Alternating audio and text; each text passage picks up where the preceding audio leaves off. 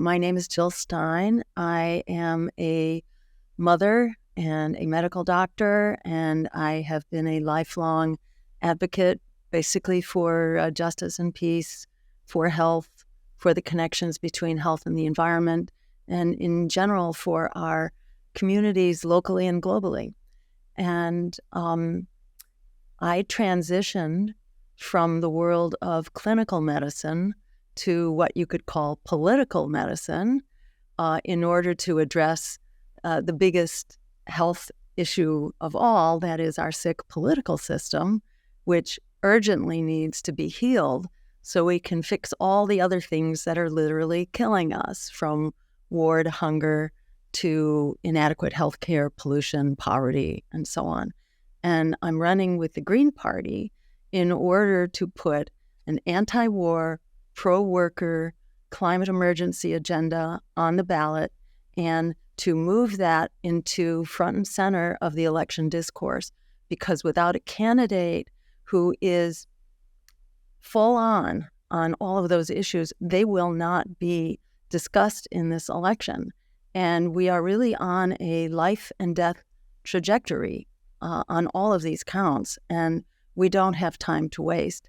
And I just want to comment that the process that you described of your discovery of political struggle and what it means to seek political empowerment, which is essentially democracy and the promise of democracy, that is a process that so many people are going through right now. And it's really important that you feel really, I think, the strength of our numbers and the strength of this movement that is demanding democracy and what we need democracy for, which is really in order to have a future that we can survive in for humanity and the planet, because it's all very much at risk right now. And just a question off the top of my head that I think all of us wonder is that, you mentioned a lot of these issues, which we see as probably some of the most important issues that you're running for.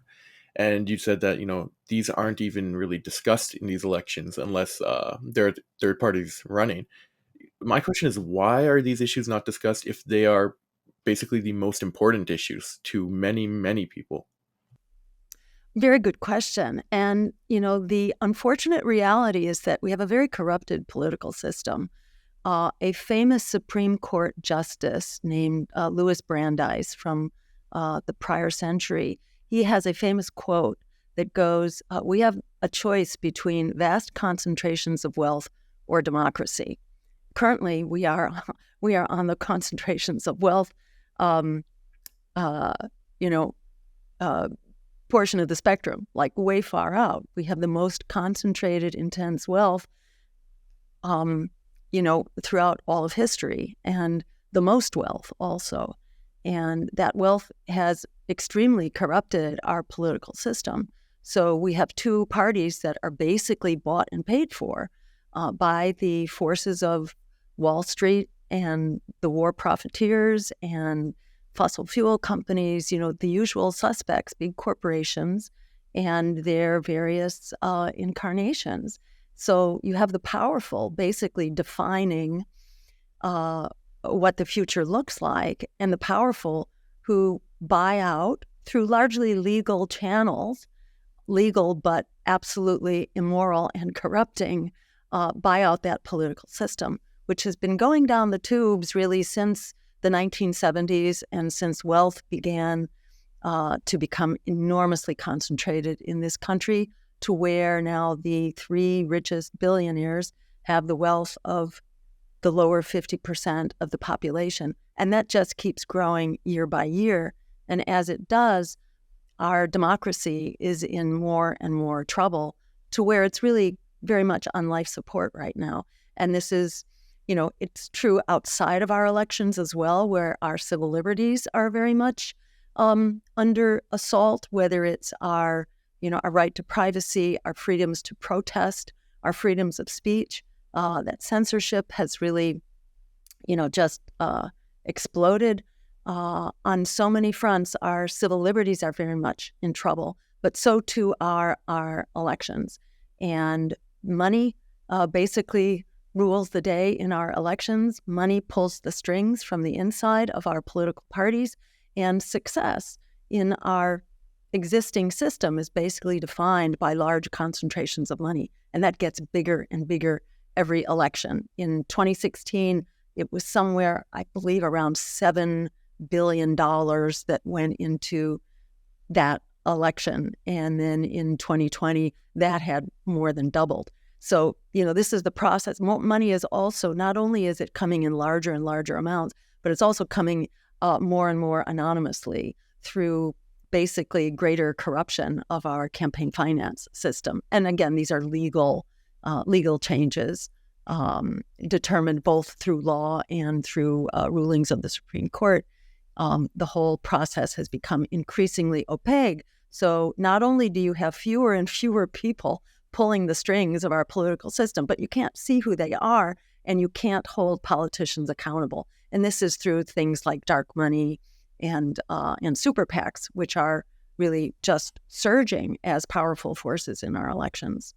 So, I think that sort of explains why our democracy is very much in trouble, and why people of integrity and people whose eyes are open, whose hearts are still beating, who still have a soul, really recognize that we are in trouble. And what's happening in Gaza is a symptom of that. It is really kind of the ultimate expression of a society that has been militarized, and a foreign policy that has been militarized and has really lost its humanity.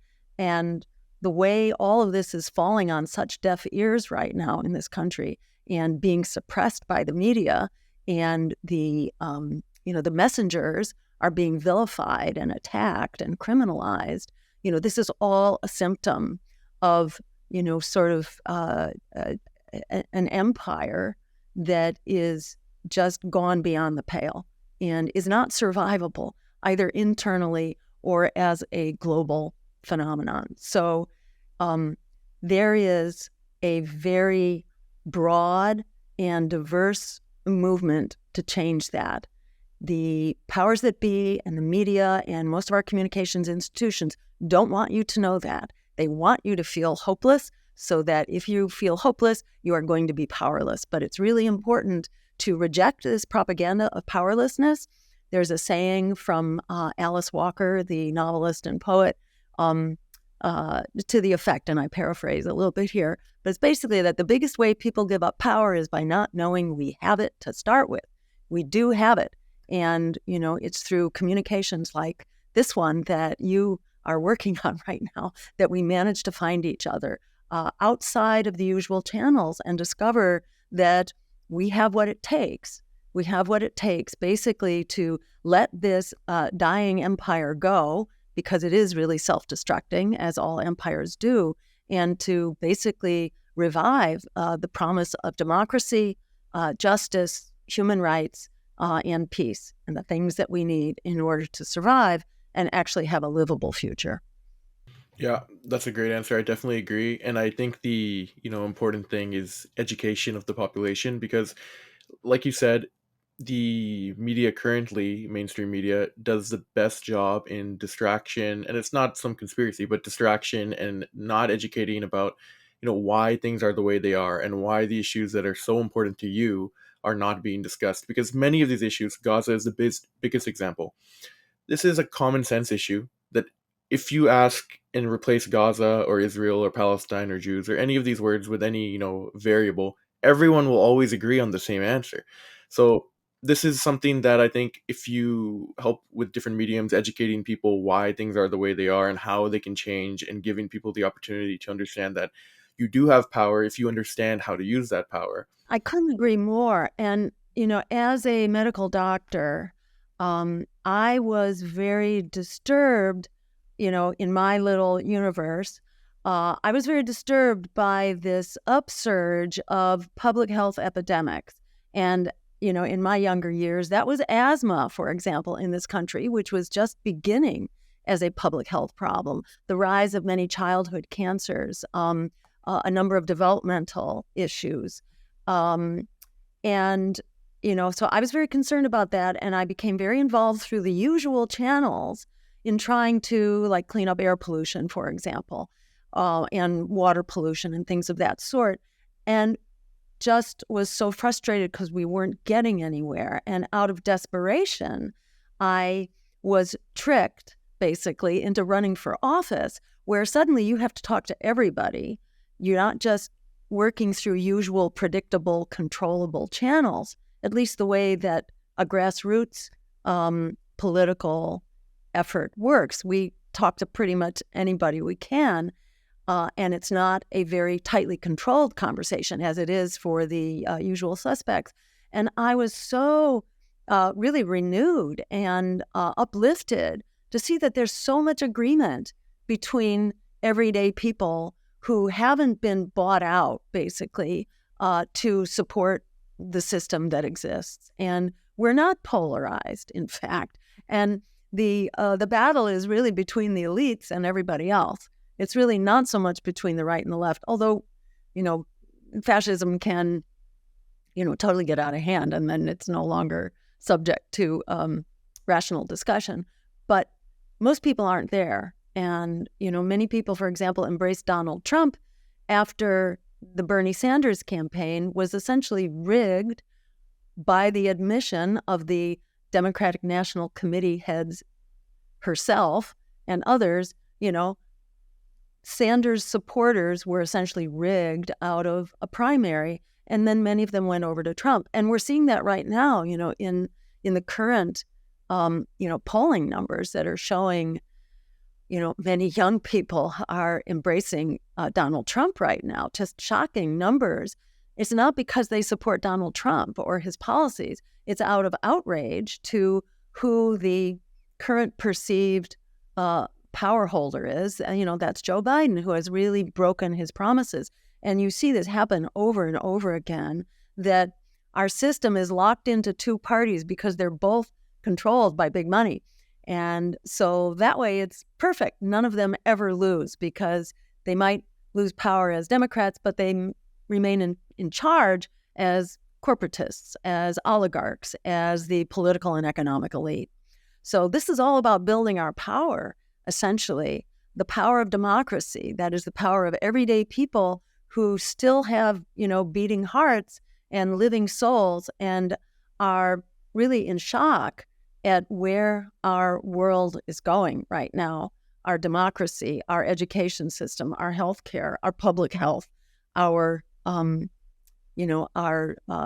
international relations, and the destruction of that whole edifice of international law that maintained some semblance of order, and our climate and the meltdown that's going through. And it's not just our climate, it's also our oceans, and our water and the things that we need to live. So this is not a survivable world under the management of the oligarchs and the political elite. So there is enormous goodwill and potential now. And it's actually so exciting to see what's happening with the breakaway now that's being led by youth and by, essentially communities of color, the oppressed communities who, very often are the ones at the leading edge of major progress towards peace, justice, and democracy. I just want to go more into that. Talking about, young voters, minority voters, including Muslims, are moving away from supporting, not only President Biden, but kind of seeing through this Democratic Party, I guess, ball and chain that we've been given. Can you give more of your perspective on the situation that, especially I want to hit on the decrease in support seemingly stems mostly from this Biden's handling of Gaza. That was a tipping point. I would say it's a tipping point. The Biden administration's handling of Gaza, I think that is the breakaway moment for, at least for me personally, to be honest with you, but for many, many people. So can you speak more on this situation? Yes, I think this is real. This is a huge wake-up call right now, seeing what's happening in Gaza. And it's not only for, for Muslims and, people of Middle Eastern descent or lineage. I think it's really everybody who's not who hasn't gone brain dead, or, who hasn't sold their soul. This is just such a deeply, profoundly disturbing, doesn't begin to get at it, experience, basically to see a live-streamed genocide being live-streamed essentially by the victims of that genocide, who are really, sharing their own execution, and the execution of their communities. And it's unbelievable. The Washington Post just published a study of the destruction of Gaza, the destruction of not only the physical destruction, but the destruction of the press and the attacks on hospitals and healthcare workers and schools and refugee camps. It's just jaw-dropping, and it exceeds all others. This is really the most horrific, destructive assault in modern history that has been recorded. And that includes, the massive destructions during the war in Iraq and the various wars in the Middle East, and, the various, notorious examples where the U.S. and some allied forces, but largely the U.S. went in and just flattened the communities. These are all exceeded by the speed and intensity of the destruction of Gaza.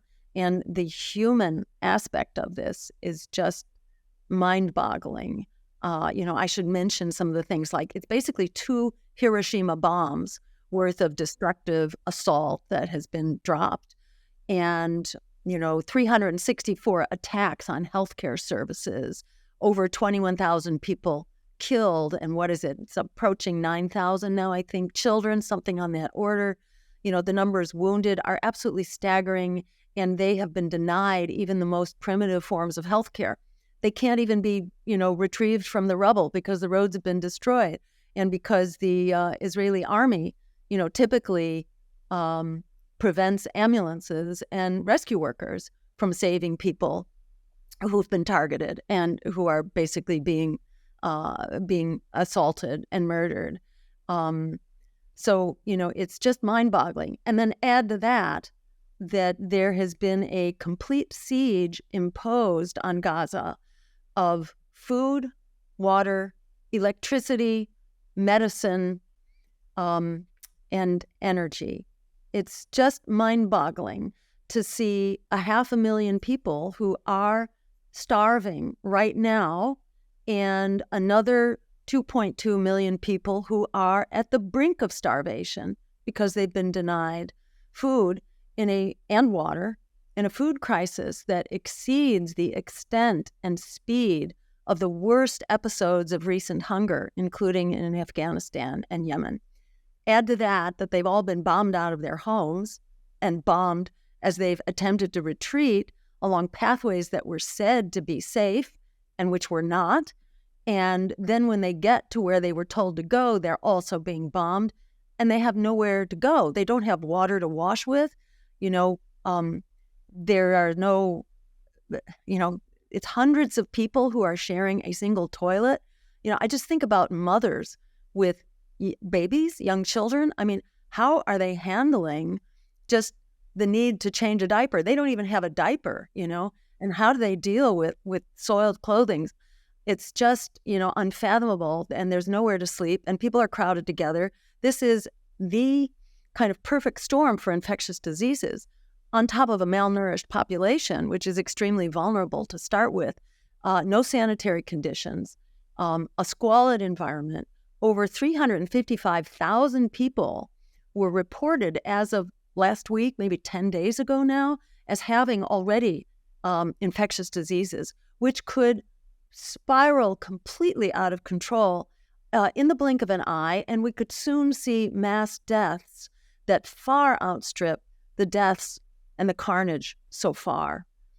So, this is just an unparalleled human experience, just to watch what's going on, and for the people who are witnessing it, it's unbelievable. Add to that, this is all being, live streamed from Lebanon, which is, as Al Jazeera is showing what's going on to the world, but especially to the neighbors in the Middle East who are going absolutely ballistic at what's being done here. So this is such a horrific disaster that's being inflicted by the Netanyahu government with the full, not just support, but partnership of the United States with our tax dollars, our bombs, our F-16s, and this continues. And Joe Biden is doing an end run around existing laws that prohibit the supply of weapons and ammunition to countries that are violating human rights and international law. I mean, this whole thing is illegal from the get-go, but in addition, Biden is doing an end run around even minimal controls that Congress should have right now. So it's no surprise, that there is a huge shift in public opinion right now, as there should be. And, I just thank our lucky stars that we haven't lost our humanity, and that people are determined to stand up and to stop this and to do what it takes to make this happen. And, that it is having electoral consequences right now is one of the most powerful resources, I think, that we have to restore some semblance of justice here going forward. And I should mention also that the polls make very clear, I think it was an NBC poll done November 19th, if I remember correctly, that showed how public opinion was really tipping, especially among young people, and that it was foreign policy that was really, leading this shift here. And that's where the outrage is really being generated. And it's spreading from there. And I think it's going to continue spreading.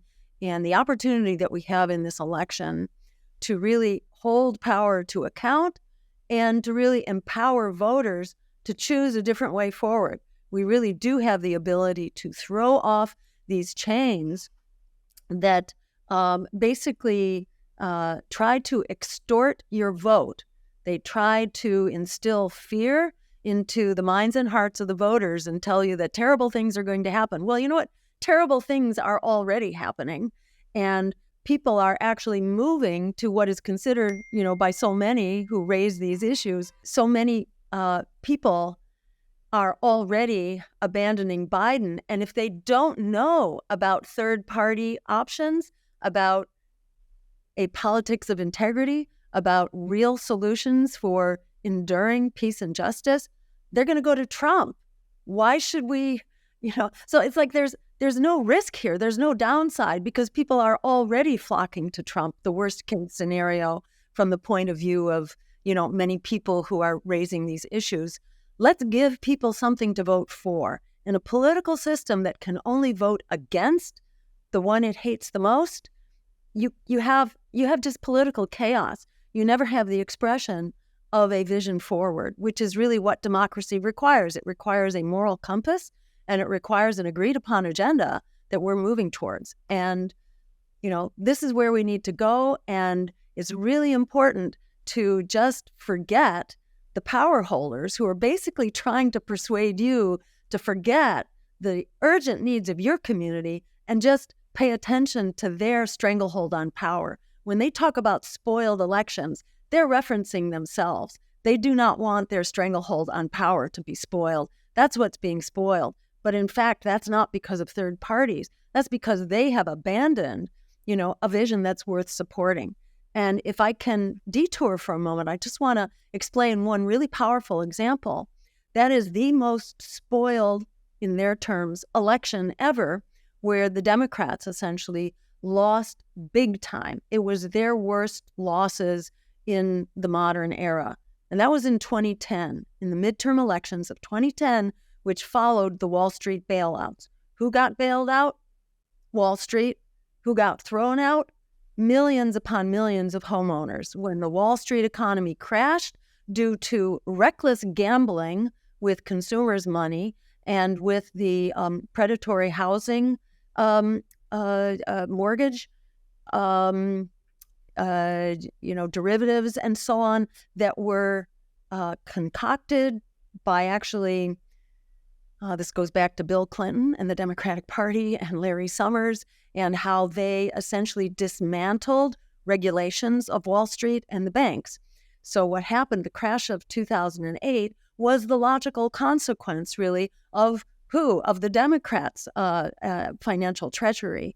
And when that happened, the the Democrats in the following midterm elections lost 1,000 seats in state legislatures. They lost 64, an all-time record, seats in Congress. They lost 13 Senate seats, and they lost 12 governorships.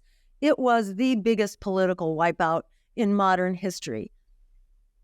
This is what they try to blame on third parties, except there was no third party then in the mix. This was just the Democrats having abandoned their base, having really revealed that they are thoroughly creatures of the economic elites now. And people began to stand up and fight back at that point. And a lot of votes went to the Republicans. And, it wasn't Trump at that time, but the Republicans are basically on their way to Trump, whether it's Trump or not. That's kind of who they are. They are not an alternative to the Democrats. They're really two peas in a pod here. And it's important for us to fight back against this system that tells us we can never emerge from this, this disaster, this two-party tyranny that keeps us locked into a corporatized future, which is no future at all. So, that's like that's what they're asking us to accept. Silence yourself, be good little boys and girls, don't throw off the stranglehold of your oppressor.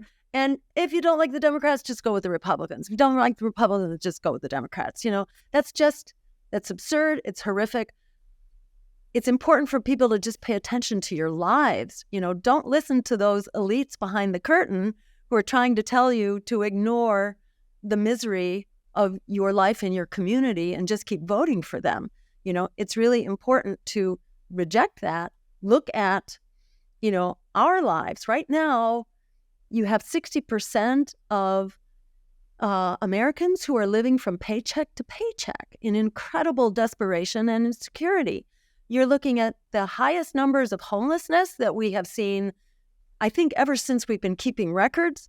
We are looking at 50% now of renters, 50% of renters who are economically stressed just keeping a roof over their heads, let alone everything else. We're looking at 40% of young people who are in student debt right now. That's 44 million who are locked into student debt. And the Joe Biden just recently reactivated those payments. Donald Trump had put those payments on hold during COVID. Well, Joe Biden, in all of his wisdom, decided to reactivate the debt mill and force people to make payments that they can't make. And 40% of student debtors defaulted on their first payment. So it's just an indicator that things aren't working, that there's enormous just despair and struggle out there. So ignore those guys in the corner who are telling you, oh, don't vote for Trump because bad things might happen. From the point of view of young people now, 50% of whom are hopeless about the future, 25% have considered harming themselves in the last 2 weeks, according to polls, because the future looks so desperate. That future is here. We need to avail ourselves of better opportunities and better choices. And for anyone to tell you that you don't have a choice, then your choice has to be restricted to these two zombies from political parties that are completely out of touch, that's just utter nonsense. It should be rejected, and we should demand the future that we deserve and the future that is within our reach if we stand up and make it happen now, because time is short. Definitely. And, I'm wondering if there's any evidence for the Democrats that this tactic works, because it seems like, I understand in 2016 with Bernie, they maybe successfully bullied some Bernie supporters into voting Democrat, maybe unsuccessfully some went to Trump. I'm not sure the statistics, but if I was part of the Democrat Party, I'm not sure this tactic of kind of bullying or telling people to, stay in line and vote Democrat or vote blue no matter who, to me it seems like it's not working. I'm wondering if there's evidence that it ever worked and what degree, or why this is the decided strategy by Democrats these days, especially in such a sensitive time where you're seeing kids get bombed and killed every day, and you're told it's fine, just Trump will be worse. I mean, that is not a great tactic that I think was thought through enough. So I'm wondering what evidence there was to support this So, tactic. um, I know from my own experience that when the corporate mill got going, and you have all of the print media and all of the televised media and cable and radio all in lockstep with the same message, it has an impact. And I've seen, in my own experience running for office, I've seen our numbers get beaten back. But I think we didn't have alternative media then like we do now. I think we're at really a completely, unprecedented situation right now where a lot of people are looking to alternative media, and many people have stopped listening to, or reading or subscribing to conventional media. So I think where we are now is entirely new, and they have usually managed to kind of drill people back in line over the course of an election. I've just seen it happen. Ralph Nader, for example, he was running maybe closer to 8 to 10%. And then at the end of the day, it was only 3% that would vote for him. We see phenomenon like that all the time. But I think people have become much more skeptical of, of the propaganda mills. And we'll see where we land this time. We haven't had a really good fight back. Usually at the end of the day, people cave and they get scared or they stay home. You just haven't seen, put it this way, people have been raising real doubts about the Democratic and Republican parties for at least a decade or two. And those numbers have not yet been reflected in the outcome of an election. Right now, if you look at how people identify with parties, it's about 25% each for Democrats and Republicans, and about 50% that identify as independent. But we haven't seen that outcome in an election yet. There's another poll that's done, I think, by Gallup every year, and most recently they found 63% of the American public is saying we need a new major political party because the two we've got are throwing people under the bus. But we haven't yet seen 63% actually cast that vote. I think at the end of the day, what really matters is people's lives. And when people don't have a secure house or a job and they're really worried, then, and that's really where young people are right now. Young people, I think, are, they have been voting in much greater numbers for really deep systemic change. And, now they're polling in far bigger numbers than they ever have before. So the suggestion is that we can do this now. And I think it's a question really of how we organize and how do we build a sense of an effective coalition and a community to make this happen. The time, couldn't be more desperate, and the opportunity has never loomed so large. How would you I don't know if convince is the right word, but kind of describe to people that you should vote third party instead of abstaining to vote? Because that's a lot of people lose hope completely, and then instead of, after losing hope, thinking, okay, we should change something, they kind of just exit the system. Yeah, absolutely. That is a huge that's a huge issue. I have to say for myself, and I got tricked into running for office in the year 2000, and that was to run for governor in Massachusetts. And I kind of discovered, oh my God, this is like not what they say it is at all when you're doing it from a grassroots perspective. And I have run for office many times since then. And I will say that when you actually have a chance to talk with people and to have real contact at a time like this, it's not hard to transition from hopeless to defiant.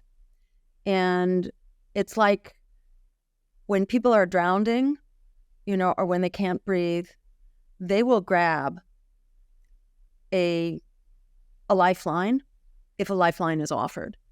That lifeline has to be believable. That lifeline is not politics as usual. That lifeline is not the rats that you can smell in the big money parties. You just don't come up through the Democrat and Republican filters if you are a genuine and connecting human being. It doesn't happen. People can smell a rat. And if you're not a rat, they can also smell that. And I think organizing to have empowering discussions is the name of the game. And people become empowered when they discover that there is a lifeline. There is a political lifeline, which is empowering. And students in debt, are one example. They're completely hopeless and will completely boycott the system. But when they learn, oh my God, there is a political campaign, whether it's for their Senate or House or president, they learn that there is a campaign that will abolish student debt and that, in fact, has been the advocate for that position from the very start. They're ready to grab on, which is why the system will shut us down at every possible opportunity. They will close down key channels of communication because they know that they are sitting ducks if the word gets out. And that's also why they will conduct their fear campaigns and their smear campaigns against us. This is just how the game works, and I'm sure it's going to be played this time too. So it's really important that we work together in coalitions. At the end of the day, it's all about coalitions that cross over from anti-war, anti-genocide, Palestinian human rights, opposition to police brutality, climate justice. These communities are well networked in and of themselves, and the name of the game is cross-linking those networks. And we're at a time to do that now because people so understand that we don't live or die by one issue alone here. It's not only genocide in Gaza, it's also the explosion of militarism in general. And it's the nuclear weapons, which are just waiting to be launched and can amplify any one of these crises and struggles and wipe us all out. One nuclear submarine holds enough nuclear power to equal 4,000 Hiroshima bombs in one nuclear submarine. And there are many of them. And let me just say that 4,000 Hiroshima bombs is enough to bring on what's called nuclear winter, which is when enough debris enters into the atmosphere that sunlight is diminished for years and agricultural production does a nosedive.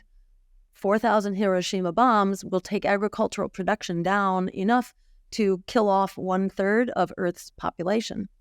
So, conflict impacts everybody. Any war or conflict that can go nuclear puts us all at risk. And it's impoverishing us all as well. In the U.S., it's half of our discretionary budget that's going into the endless war machine. So war inherently makes it impossible for us to survive and have the resources we need to have decent and secure lives here at home. So these crises, these existential crises, crushing inequality, endless war, climate collapse, the assault on our democracy, these crises all interconnect, and people know that. So it's a really wonderful time for us to be cross-linking our movements in order to get to critical mass and uh, restore the democracy that we need, and to restore, or perhaps create for the first time, a world that works for all of us. It's all of us or none of us. The world is that interconnected right now. It's time for us to cross-link our institutions for peace, justice, and democracy. Given the ongoing situation in Gaza, what is your perspective on the current U.S. role and how it should evolve to better support peace and justice in the region, rather than supporting a genocidal campaign like it currently is? And you can elaborate further on your overall foreign policy vision, particularly in relation to Muslim-majority countries, and how it differs from the current administration. And I would even throw in how it differs from the Republican approach as well. Yes. So the problem is that the Democratic and Republican approaches basically have so much in common. Exactly. And it used to be said that it's the Republicans that are the warmongers, but now, arguably, it's the Democrats. Yep. In many situations where they are lockstep and they're all voting, unanimously for sending big troves of weapons to Ukraine, for example. It's the Republicans who are dragging their heels right now on funding war in Gaza, not for good reasons, because they want to militarize the southern border too, and make war on the people who are fleeing the consequences of our foreign policies. That's why we have an immigration crisis. There's an immigration crisis all over the world because people have to migrate now in order to survive, because we've gotten so good at messing things up. And, unfortunately, it's the U.S. empire that's largely been messing things up. And it's really important to recognize that Gaza is it's like a microcosm of what's wrong with an imperial foreign policy. And you can go back to what the Pentagon explicitly declared as its foreign policy. This goes back all the way to like 1990, roughly, with the collapse of the old Soviet Union, when the Pentagon basically established its overall guiding policy known as full spectrum dominance. And I don't know if it had that name back then, but that's when they began to describe it. This is basically that the U.S. shall dominate economically and militarily all regions of the world, and we will not allow competitors to emerge, even at a regional level. And we will do whatever it takes to ensure that we are the sole dominator economically and militarily. So this spells a lot of conflict. And in fact, record shows that since the Second World War, the U.S. has conducted regime change operations in something like, it was 55 countries at the time that this one distinguished author named William Blum, who Noam Chomsky referenced as the best chronicler of such, regime change operations, when he concluded, which was like 2018, something like that, there had been 55, but there have been many since. So this is what we do is overturn and cause trouble in countries where we don't like what's going on. So this is a much bigger problem. But to focus for the moment on Gaza, this is a very fixable situation because it depends entirely on U.S. support, on our financial support, our military support, our arms, our bombs, our 2,000-pound bunker busters, our F-16s, our planes that drop the bombs, and our cover that we provide in the United Nations. So by the U.S. taking the high ground, and I try to describe this not as taking sides, this is about taking the side of international law. That's what we need to uphold here, and that's what makes this a very clear way forward.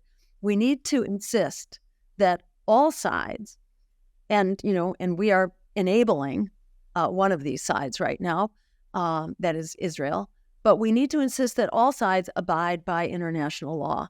And that means no targeting of civilians, no collective punishment, no ethnic cleansing, no use of starvation as a weapon of war, no home demolitions, no genocide, no occupation, no blockade, no apartheid. Just by our taking that position, this war is over. This war is over the minute we have a powerful movement that can actually threaten power. And I should add that when you have the many political options that are emerging in this race, including no labels, which will draw down from the imperial candidacies, RFK, who will do the same thing because of his positions. You have a lot of people who are going to be dividing up that vote, and it actually creates a potential for a unified, progressive, that is, peace and justice campaign to actually be a real contender in this race. So people should be hopeful that this is actually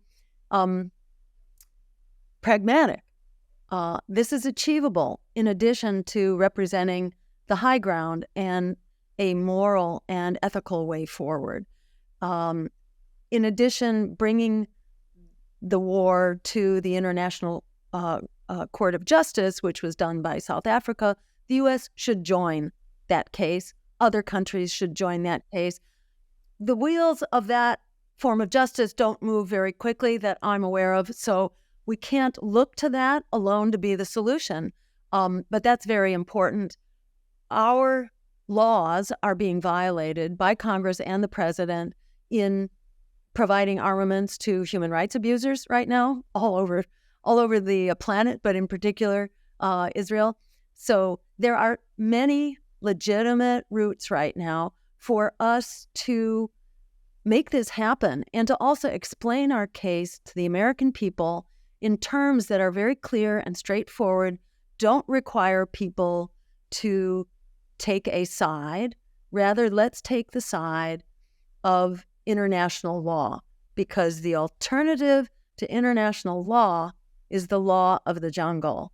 And that's not where we want to be, especially as the U.S. empire is setting off in the distant horizon now. We are not going to be the dominant player here for a long time. So it's really important, just considering our own selfish interests here, for us to start supporting that system of international law that we have been in the business of tearing down for the last 15 years or so. So this is doable. The U.S. can take the high ground here and could make this happen in the blink of an eye.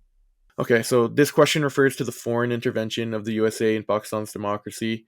I asked this question because, for context, when this occurred over the last year and a half, especially last 6 months, many Pakistani Americans, if not most of them, started thinking about leaving Biden and the Democrats. There were mass protests outside the White House of Pakistanis as well.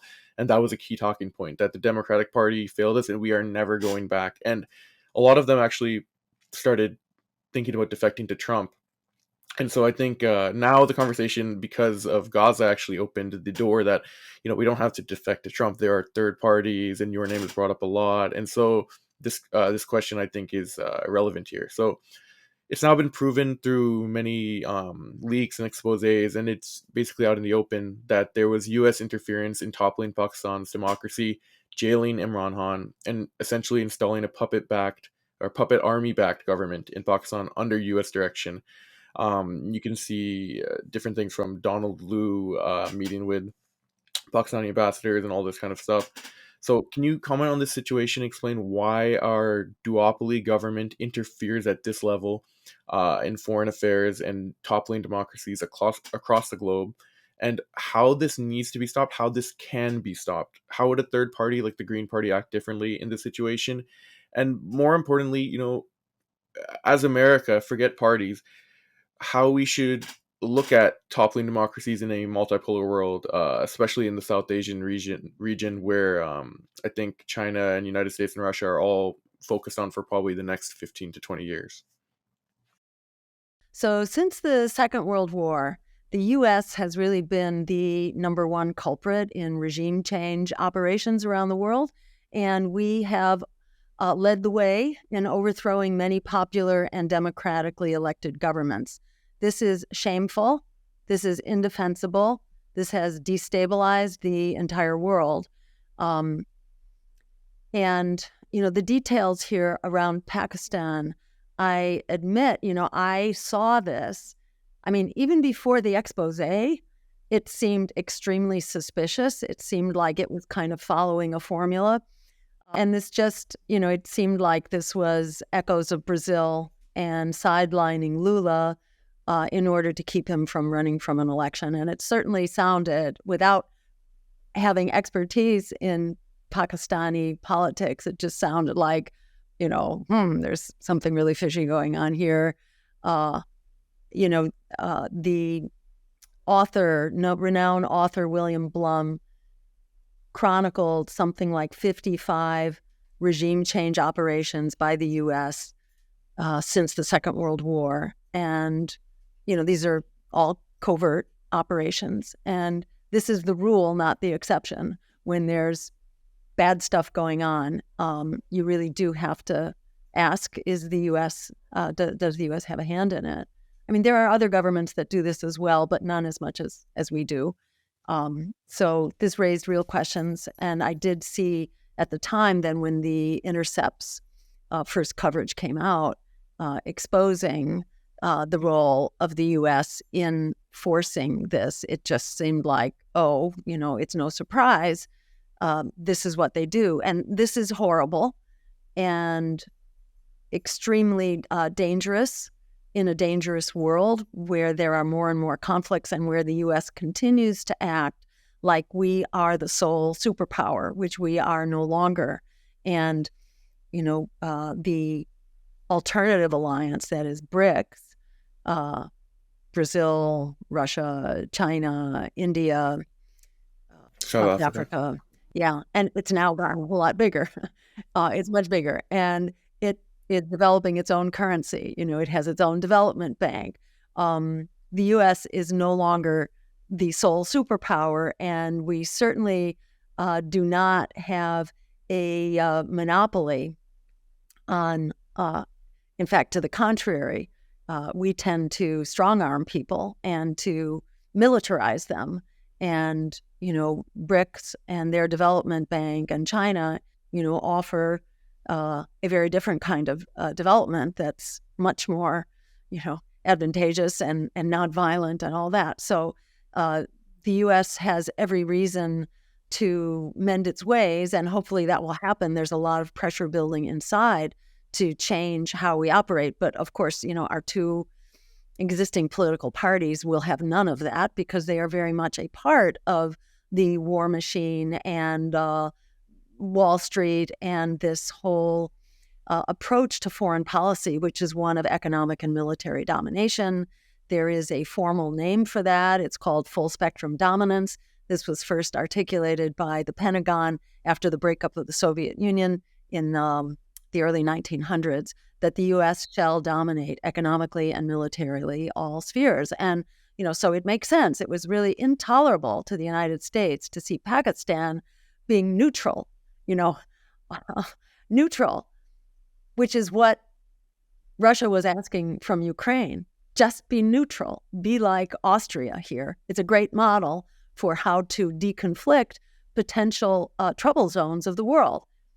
It was an absolute win-win proposition, and that disaster has now kind of come full circle. And, both Russia and, from what I've heard very recently, even Biden now seems to be accepting that we're going back to that kind of a set of proposals that was embodied, in the initial a treaty whose name is escaping me at the moment, but the treaty that was actually signed intended to, deconflict that region. That should be done all over the world. That can be done. And for the U.S. to think that we can just bully our way into all of these conflict zones, really creating the conflict ourselves, bully our way into the resources, the transportation routes for energy, that's really what this is about. And our foreign policy has been about commandeering the natural resources of every region of the world, as well as the routes for transporting those resources.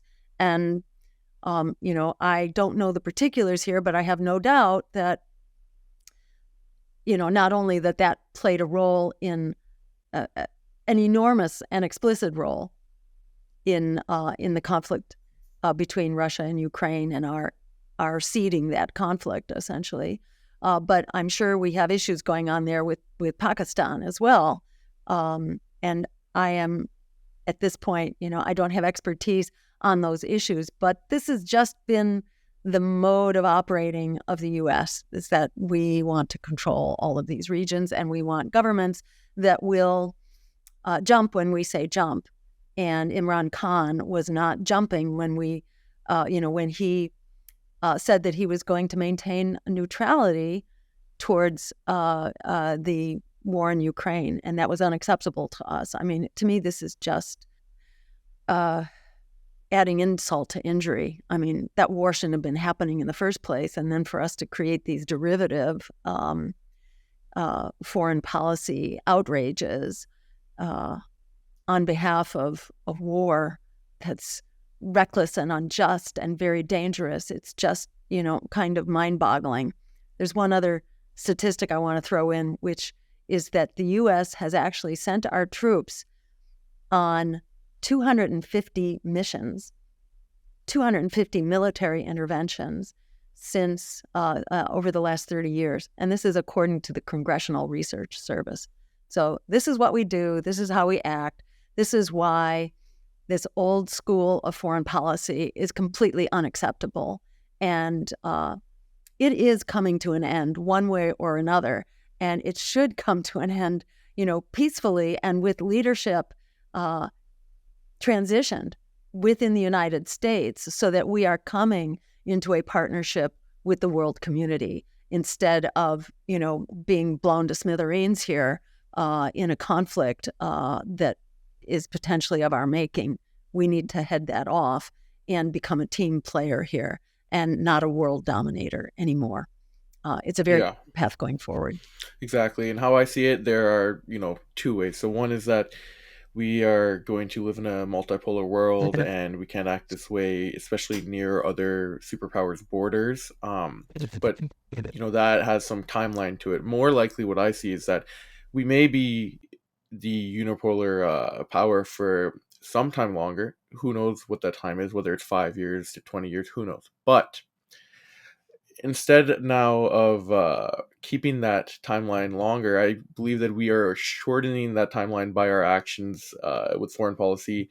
By doing all of this in front of the world, we no longer have to wait for declassified documents 30 years later or 50 years later to see what we're doing. We see it in real time with social media. So I think the biggest change in this world is not necessarily the rise of China or the rise of Russia. It is pretend they didn't rise at all. It's the social media factor of doing this kind of foreign intervention and toppling of democracies in the internet age or in the social media age openly.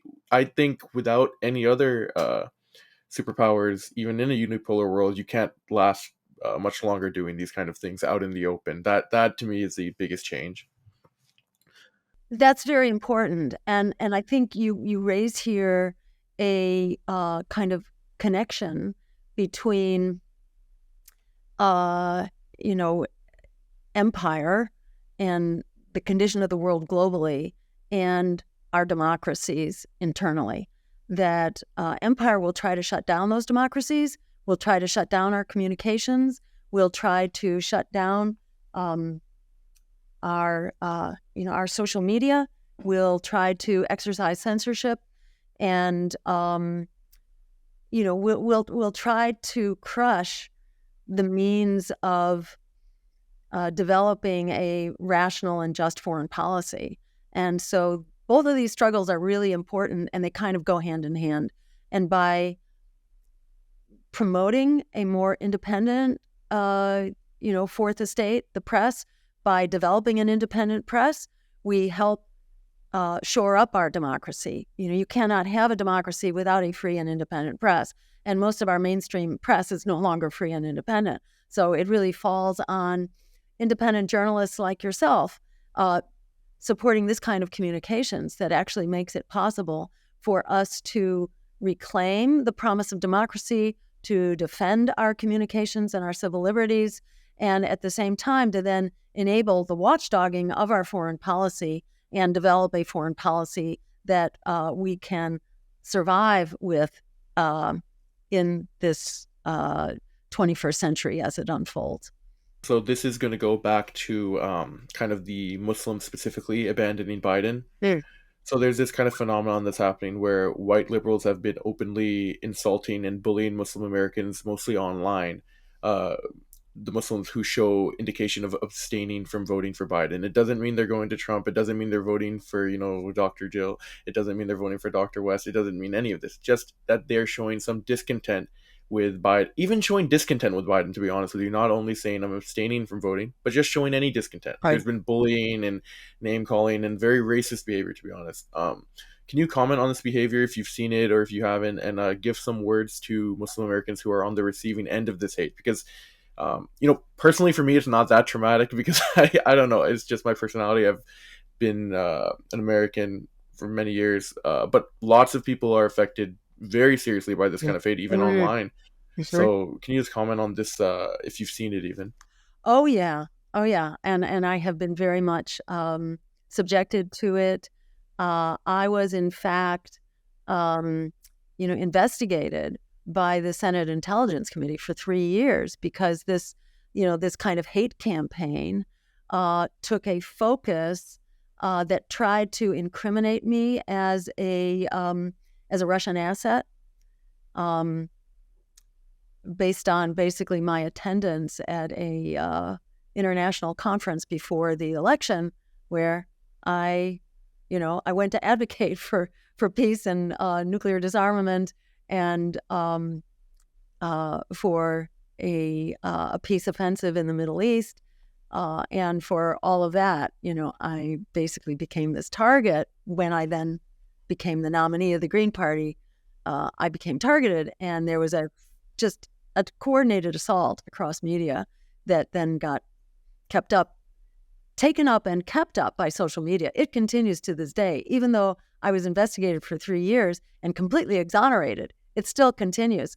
And, when you're a political candidate, you cannot sue for libel and slander, but, otherwise you could.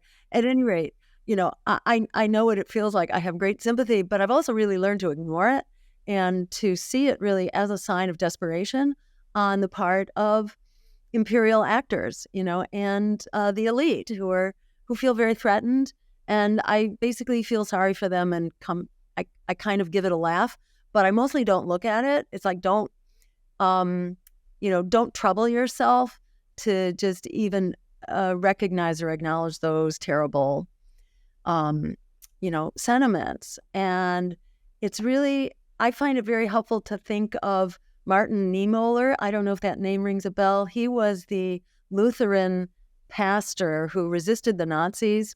And he came up with this beautiful poem about, first they came for, the gypsies, and I did not speak up because I was not a gypsy. Then they came for, the socialists. I did not speak because I wasn't a socialist.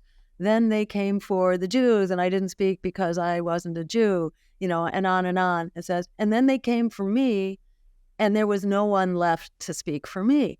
And I feel like that's what we're doing. We are speaking up for each other. And it's really important for us to remember how many of us there are and how principled and inspired and just, right and ethical what we're doing is. If we don't do it, no one will. And where does that leave us in this world? Where does that leave our children? That we're not going to have a world to carry on. So this work has to be done. And we are blessed, really, to have each other to do it with, and such an incredibly informed and inspired group of heroes. And everybody should recognize that they are a hero by standing up to this kind of hate. And, how has the Muslim community stood up to this with incredible graciousness and kindness and civility and just an exemplary sense of community. And it's very inspiring. it's awe-inspiring. And I want to express deep gratitude and solidarity. I think of the three young men who were recently targeted in Burlington, Vermont, who were shot on the street just for wearing keffiyehs. And, they have been so magnanimous in their standing up and just insisting on the rights of their community in a way that's just inspirational. And that's where the focus should be. We need to continue to just take the high road and show the high road as the way forward. And it is the way forward. And those numbers are coming together, and we shouldn't doubt that for a minute. And together we are an unstoppable force. And I'm deeply grateful and have great solidarity with the Muslim community and the Muslim American community in particular for leading the way forward. Yeah, and Uh, I think well, the main issue that a lot of Muslim Americans are facing is that the hypocrisy of these white liberals who have been insulting them. It's strange if you see a lot of the people that, I would say most of the people that are hurling these kind of disgusting racist remarks. Most of it is that, I can't wait until Trump deports you guys, or you guys should have never been here, or ride back on the camel that you came back into, and all this kind of stuff. Most of the people saying this, if you look at their profile or if online or anything like that, 99% of the time are the ones that say ally, I stand against racism of all kinds, kindness over hate. They can have 20 different hashtags about Yes. Yes. anti-racism in their Twitter bios or Yeah. Facebook profiles or anything. So this was kind of a shocking thing, and also it gave this impression that it is important to have what allies, or however you want to call them, standing up for you. Like you said, that quote was very good.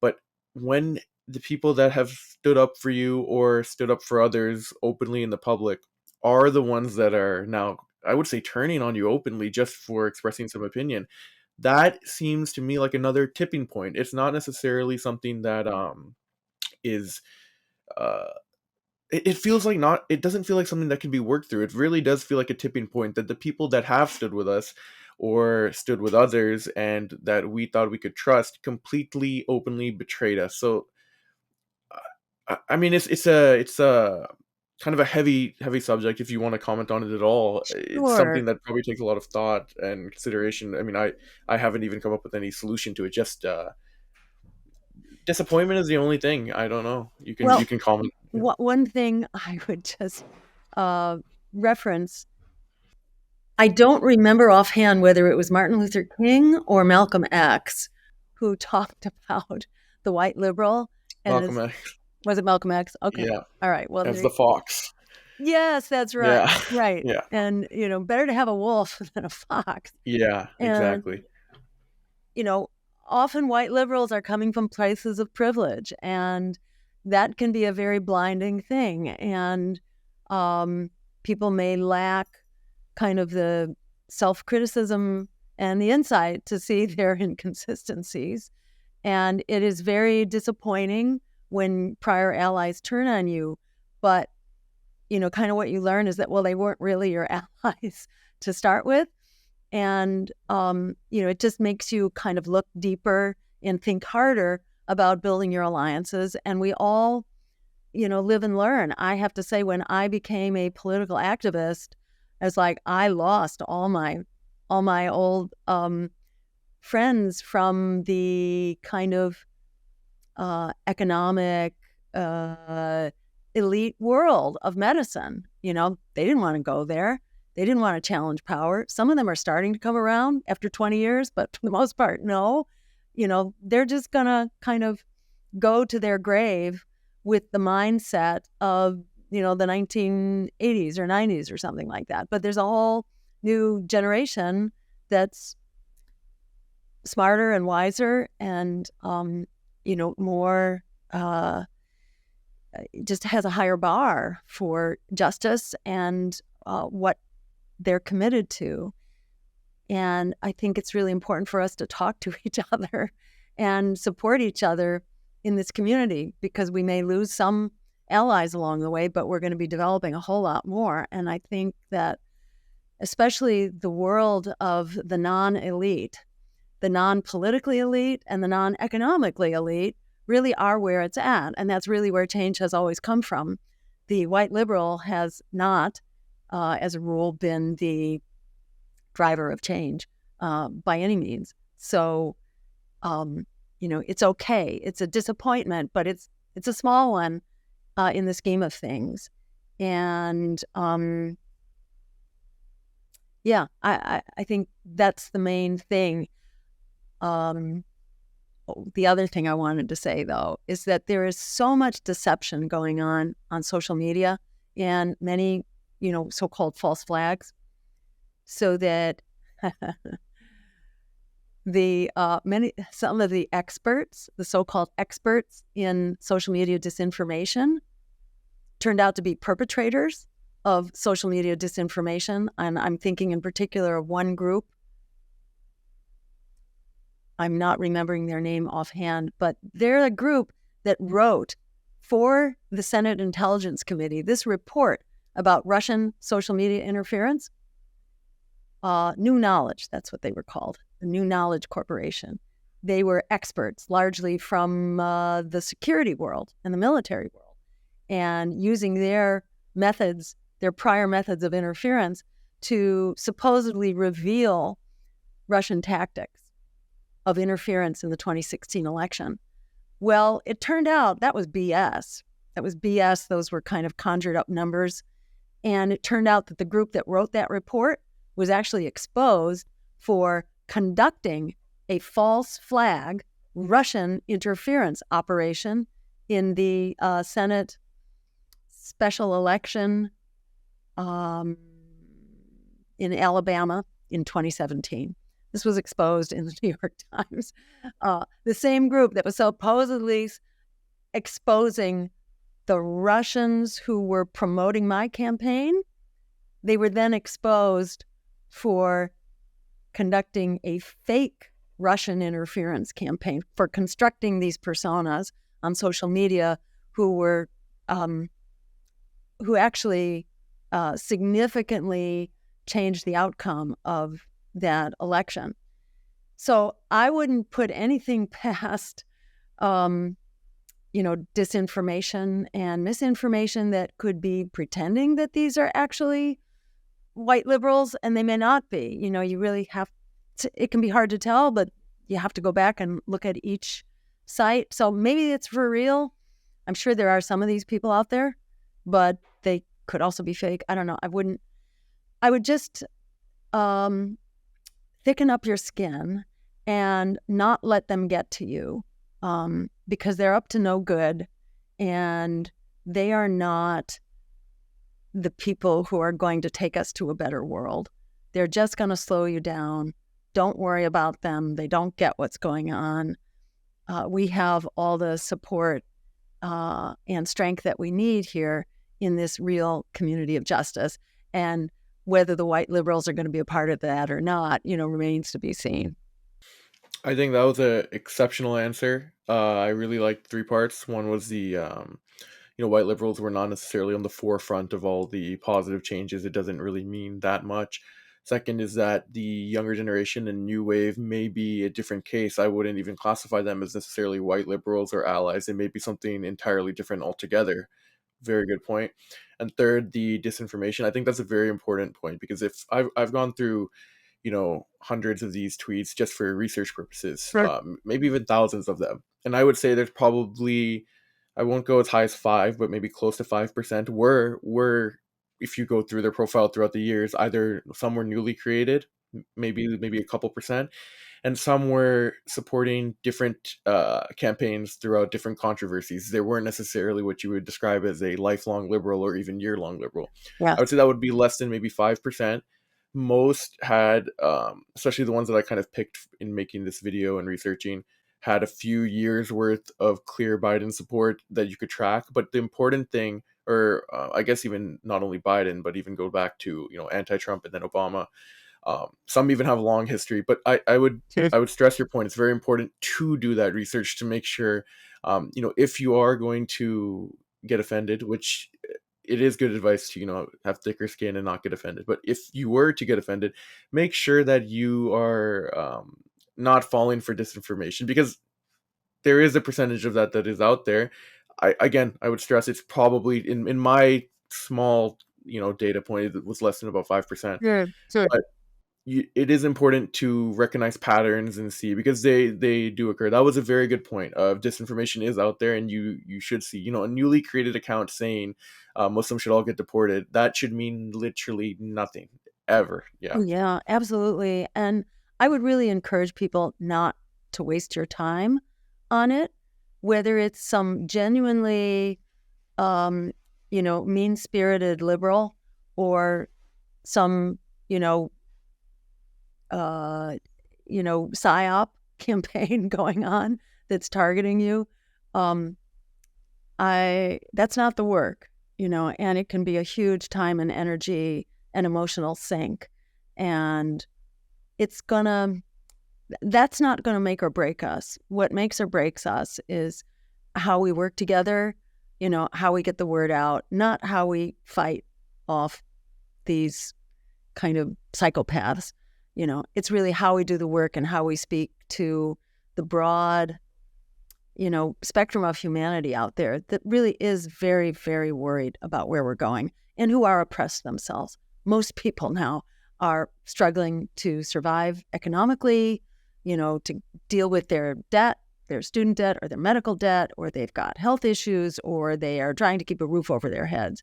And, or they're being displaced by war and climate change. It's like, we need to talk to the real crises that are crashing down on people right now, and build critical mass. It's all about cross-linking our struggles and getting to critical mass, because we're not going to solve any of them alone, but together we are unstoppable. Right. Yeah, I guess I should have prefaced it with that was for research purposes. I don't advise everyone go and look at thousands of tweets of white liberals, real or fake. Well, I know it's like when you start getting targeted, that's what you want to do. Yeah, You really that's do right. feel like you're under very personal attack, and you're going to pay attention to it. And I would really encourage people not to do that, because I did that. Definitely. I did. I I've agree. just learned not to bother. Yeah, I agree. Okay, so if I'm correct, and please correct me if I am wrong, that you were formerly like somewhat aligned with the Democrats in some varying degrees. There wasn't so much information about your history Right. in that terms, but there were Yeah. some, but Sorry? I couldn't verify it. But as were many of us. I mean, like personally, I voted for Joe Biden Yeah. and Yeah. regret it now. But and most Muslims I know, and especially in these, I would say, last 15 years have been now more on the Democrat side. Sure. So now with all this disappointment that we're feeling kind of culminating here, can you speak about the disappointment of the Democrat Party and feeling let down by them historically? Is this Sure. a shared feeling throughout history, or is this a new thing? It's not a new thing. It's not a new thing at all. And in fact, I was not aligned with the Democratic Party, and I had zero faith in politics at all, because I grew up during the Vietnam War. And, it was like Susan Sarandon. She says, I didn't get radical. The world was radical. And Right. then it changed. The world changed on me, So she's saying, like, I don't have unusual politics. This was like the politics of my generation. I'm in that generation too. And, we experienced, the assassinations of JFK and Martin Luther King and RFK, and, the whole civil rights movement and the women's movement and the free speech movement. And what am I leaving out? I'm not sure. But, the environmental movement. I mean, it was a big movement. Those were big movement times. And those were like my kind of college years. And that really formed my view of the world. And like the Chicago Convention in 1968. And just that things were extremely manipulated, and it was exposed in a big way in the 60s. And so I was not going, back then it was don't trust anybody over 30. Well, it's like, just don't trust the system is what that became. And so I did not buy into the major political parties. I never did. I wasn't a political activist at all. But, you know, if I voted, I tended to vote Democrat because they were sort of less, offensive. But I didn't really have faith in any of them. But at the time, back like in the 60s and the 70s, there was a big movement to try to break through the conservatism of the Democratic Party. And this was a movement of labor, which was strong then, and the civil rights movement. And the thinking was, well, if we can just get together, we can take over the Democratic Party and make it a truly progressive party. And that movement, which was called the realignment movement, fell apart with the Vietnam War because it just was too divisive, and the Democratic Party would not tolerate criticism of the war. And so that alliance, and Martin Luther King was taking on the war, but labor would not. So that alliance basically fell apart. But that's what I personally have seen over and over across the decades. These hopes that, we're going to make the Democratic Party better. Like the Justice Democrats that came out, when was it? 2018, something like that, around the time of AOC and the Squad. There was this optimism that, we're going to take over the Democratic Party. We're going to organize from below and take it over. Or the Bernie Sanders campaign was going to organize from below and take it over. And I've just seen it go through these cycles over and over with each new generation. There's the illusion that this party is going to be a people's party, but it never is. And it always gets destroyed. In fact, it only keeps marching to the right and becomes more and more a creature of big money. As big money concentrates more and more into fewer and fewer hands, the Democratic Party and the Republican Party, they're both creatures of oligarchy and empire. And I've just not seen it change at all. I've only seen it get worse over the course of my 50 years of political activism. So I have zero confidence that we are going to make changes from inside of the system. And what's going on right now with a genocide on full view happening with our tax dollars, and the Democrats can't say boo about it, or in Ukraine where they couldn't even say, hey, can't we negotiate? They've become so just such a mockery of a progressive movement that it just, it's just like, how does anybody justify spending time or energy on that? I just don't see it at all. And when I was transitioning, I was a social activist. I was a movement activist for most of my life, but not a political activist, not in elections. And I got basically arm twisted into that as a very frustrated health and environmental activist, just seeing everything get worse and worse and worse, and feeling like we're really, heading into, territory from which we will not recover. We are just on a trajectory towards self-destruction. So yeah, I'll try working through the political system here. And up until that time, I had thought, well, maybe I could do that as a Democrat, maybe. But in my home state, we passed campaign finance reform as a referendum, that is, as a people-powered movement, not through the legislature. The legislature, our very progressive Democratic legislature, refused to consider getting big money out of politics and compromising their big checks from their donors. So we passed campaign finance reform, which basically would have supplied public funding for candidates who would basically not take big money and not be put in a position of having to beg for money from deep pockets. And we passed that by a huge 2-to-1 margin, did the work to educate people around it. And then the Democrats repealed it on a voice vote. And for me, that was the last straw, when we as a state, as a community, had gone to great lengths and had spent years to address this fundamental evil behind the corruption of the system, fixed it, the Democrats destroyed that fix. And so it became clear to me that if this was how the very progressive Democratic Party of Massachusetts behaved, the party was hopeless. So that just helped me clarify that my road forward for political struggle was going to be through a grassroots, people-powered political party. You can see a lot of the parallels between what's happening now and our journey, especially younger people are experiencing it kind of for the first time. That was a nice like historical parallel for several times. I really enjoyed that answer. Thanks. Great. Okay, final question. So this is kind of in two parts. So this is a time when America is definitely sick of this broken two-party system. So first, what are the steps that we as a nation have to take to change the system? And second, if you were a betting woman, what would you say are the odds that we as a nation can successfully break this two-party system?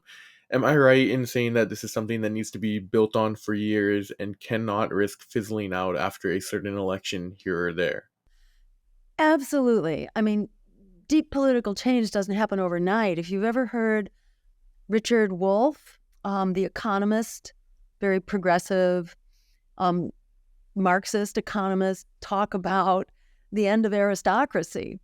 The end of aristocracy didn't happen quickly. It took hundreds of years, actually, for people to transition from faith in a, divinely ordained monarch to a sense that, no, we have to do this ourselves. This is about democracy, and it's really our only hope. Democracy is not perfect, but people describe it as the worst system that was ever created, except for all the others that have ever been tried. So at any rate, it took a long time to just graduate out of monarchy. So getting out of the two-party system is not simple. It doesn't happen fast. But even in my own political career, which began in the year 2000, I've really seen things change and, change in a way that I never expected I would see in my own lifetime. And I think that's because, the chickens are coming home to roost. The product of a corrupted political system that's controlled by oligarchy and empire, is horrific. It's just not survivable. People are living swamped in debt and, barely keeping the roof over their head from month to month. So that's the real driver here. And, in terms of changing the political system, it really feels like the ingredients for that change are here now. Unfortunately, so much of that is being driven by the crises, these existential crises that we're facing, including, war, genocide, and climate collapse. This stuff is happening. It's accelerating, and the economic struggle as well. It's really entrenched, and people are struggling. And it's like that Chinese saying that crisis and transformation, are two sides of the same coin. So we've got big time crisis right now, which is really driving, an incredible momentum for deep social and political change. And I've seen so many changes happening now, especially in this election, that to me make this the most exciting thing that I've ever been a part of right now, to see how much the ducks are lining up right now for political transformation. I wouldn't hold my breath, but I wouldn't rule it out either, given what's, the many corporate players that are going to be dividing the corporate vote right now, the conservative and corporate vote. And the odds are there will be one campaign that is pro-worker, anti-war climate action. There's only likely to be one of us that's on the ballot as a choice for voters across the country. And, for better and for worse, the Green Party's done this before, and we're on track right now to do that again. It's not easy to do, especially for candidates or parties that haven't done it before. It just doesn't happen.